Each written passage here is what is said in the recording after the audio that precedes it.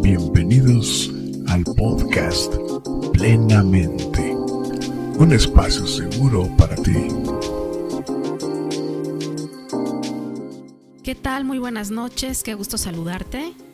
Mi nombre es Aurora Orozco, soy psicóloga y este espacio es para que podamos reflexionar sobre temas pues bien interesantes que tienen que ver con la salud mental, con la salud relacional, con la salud espiritual.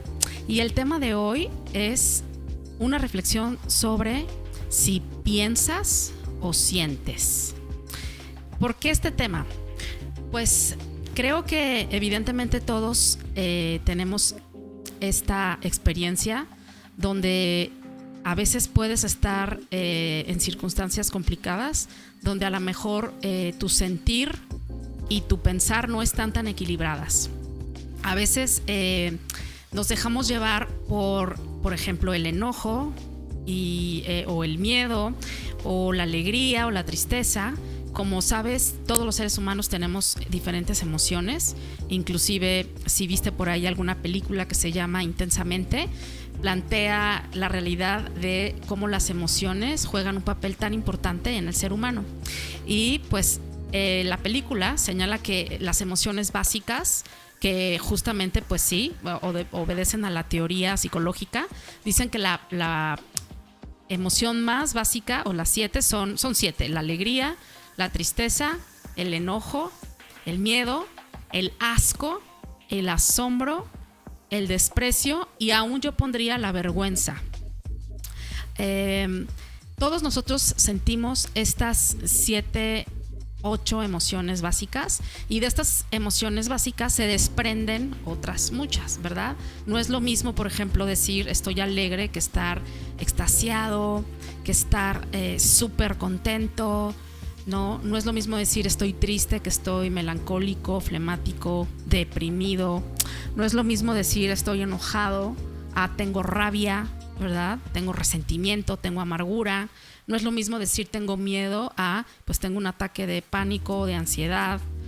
Entonces, todos tenemos emociones básicas, y estas son experiencias subjetivas que pues reaccionan a través de pues nuestras interpretaciones sobre cualquier circunstancia.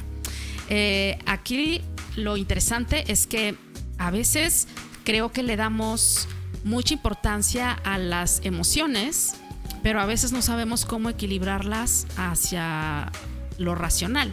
Es decir, hay gente que es muy emotiva y que, lejos de poder equilibrar esa emoción con el pensamiento, con la razón, pues entonces se deja llevar por el impulso emocional todo el tiempo, ¿no?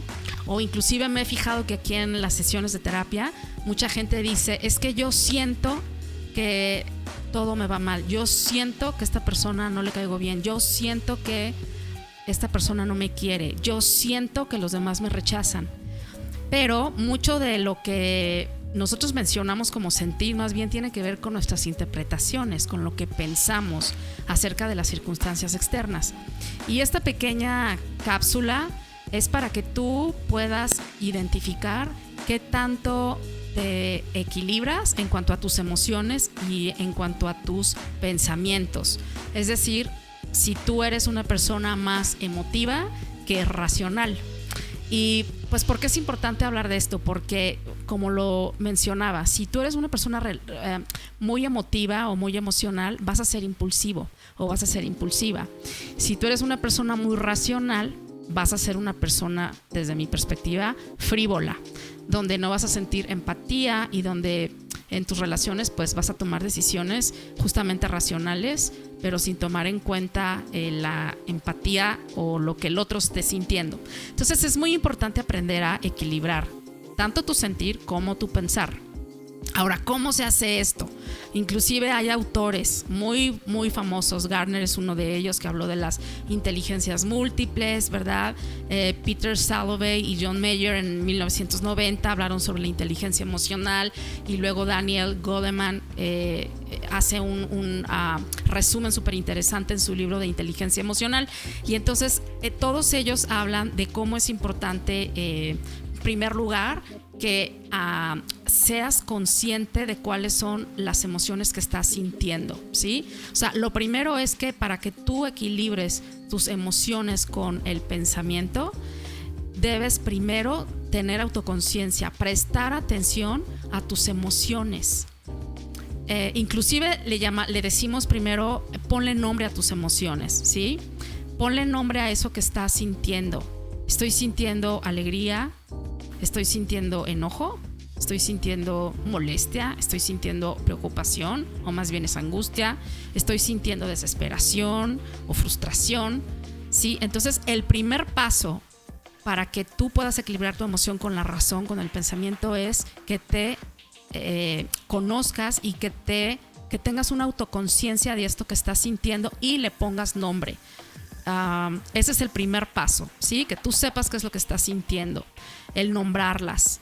Otro punto que yo te diría es que aprendas a escribir a esa emoción, que tú digas, a ver, ¿qué es lo que realmente estoy sintiendo? Y lo escribas, ¿sí? Sobre todo en el tema del enojo, que tú cada vez que te enojes, es importante que no utilices el enojo en el momento en el que estás enojado o enojada, porque entonces el enojo te puede llevar a malas decisiones. Entonces es importante, si estás enojado, escribe el enojo, ¿verdad? Escribe en una libretita cuál es la emoción que estás sintiendo. Punto número 3, yo te diría, hazte responsable de estas emociones. O sea, acepta que son tuyas y que, como cualquier experiencia humana, es bueno que las sientas. No es malo sentir frustración, miedo, no es malo sentir desprecio a veces, ¿no? Asco. Está padrísimo sentir alegría, ¿verdad? Pero es importante que te hagas responsable, porque a veces decimos, el otro me hizo enojar, y no, cuando te enojas eres tú. El otro a lo mejor estimuló, pero tú reaccionaste con esa emoción. Entonces, punto 3, es muy importante que te hagas responsable de tus emociones, ¿sí? Ahora, el punto 4 que yo te diría que puedes hacer es, ya que te diste cuenta qué estás sintiendo, ya que las escribiste, ya que te das cuenta que tú eres el responsable, piensa como número 4, ¿cómo puedo usar mi emoción de manera productiva? Porque fíjate, algo muy interesante es que en todas tus emociones, atrás de esto hay deseos. Estás deseando cosas y por eso a veces estamos sintiendo cosas. Tú tienes necesidades y esas necesidades a veces te van a llevar a tener ciertas emociones, ¿sí? Entonces es importante que analices y hagas un stop en qué hay detrás de esa emoción, qué necesidades hay detrás de esa emoción, ¿sí? Por ejemplo, me gusta mucho hablar sobre el enojo, porque creo que en Latinoamérica somos una cultura que a veces está como muy permitido el enojo, ¿no? Y creo que también el miedo. Tenemos, creo que muchos en generaciones atrás fueron criados a través del miedo, ¿no? Y entonces somos a veces personas que tenemos mucho miedo. Entonces me gusta siempre hablar del enojo y del miedo, porque creo que son emociones con las que estamos como muy en contacto a diario. Y bueno, pues, ¿qué podría haber atrás de tu enojo? Puede ser que tú estés necesitando poner límites a una situación que por lo tanto te está haciendo enojar muchísimo, ¿sí? Atrás de tu enojo tienes que ver si hay un deseo o una necesidad donde tú tienes que decir, tengo que poner límites a esta situación, tengo que poner límites a esta persona. O sea, este enojo lo debes de usar de manera productiva. Ahí es cuando entra la razón. Si tú no metes la razón cuando estás enojado o enojada, pues lo que vas a hacer es, a través de tu enojo, dañar, verbalizar cosas que a lo mejor luego te vas a arrepentir, accionar de manera impulsiva, ¿sí? Inclusive se dice que si uno no sabe cuál es la necesidad detrás del enojo, te puedes empezar a deprimir. Mucha de la depresión, déjame decirte, que es enojo no resuelto. No aprendemos a resolver a veces el enojo de manera asertiva, inteligente, racional, y entonces pues simplemente lo reprimimos o lo explotamos, pero no lo explicamos, y esto es súper importante. Entonces, si tú te enojas, piensa, ¿qué necesito hacer con este enojo? ¿A qué me está llevando este enojo? ¿Tengo que resolver algo? ¿Tengo que poner límites en algo? ¿Tengo yo que modificar algo? Creo que este es el equilibrio perfecto en el ejemplo del enojo, ¿sí? Y entonces actuar y usar el enojo para pues conectar contigo, pero también para utilizarla de manera productiva y asertiva, ¿sí? Pensemos, por ejemplo, en el miedo. No sé cuál fue tu experiencia después del COVID, pero creo que se nos manejó mucho una cultura de miedo, ¿verdad? A través de esta condición de salud.